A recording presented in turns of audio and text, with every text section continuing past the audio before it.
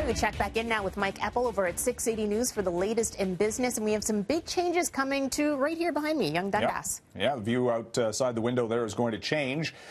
Tammy, good morning. As the Bank of Montreal this morning is set to unveil plans for an urban campus on the southwest corner of Yonge and Dundas, adjacent to the Eaton Center and the Ryerson University Ted Rogers School of Management. This is going to be a four-story complex which will house about 3,500 BMO employees, moving more of those workers to the downtown core. It will give them access to the subway and the path walkway underneath the Eaton Center and all the way down to First Canadian Place, where the BMO has its headquarters. Again, more collaboration. You get workers together, and again, moving more of them expected into the downtown core, set to open again in 2021. So it's a few years, certainly, but the official unveiling of these plans will be made a little bit later on this morning. What does universal pharmacare actually mean? Well, we could get more hints about that this morning from Federal Finance Minister Bill Morneau, who will be speaking to the Empire and Canadian clubs in a joint breakfast session this morning.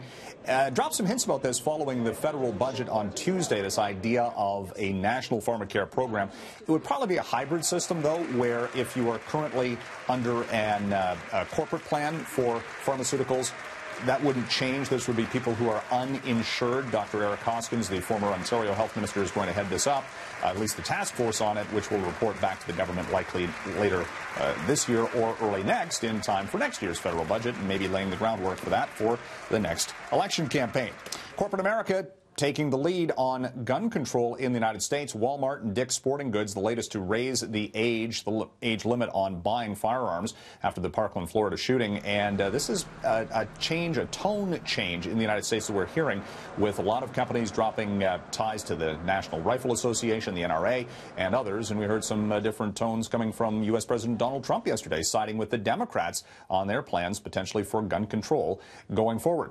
And we're coming off a miserable month of February, at least on the markets, with the sell-off for stocks accelerating yesterday, with the TSX down over 200 points. The Dow is down close to 400 again.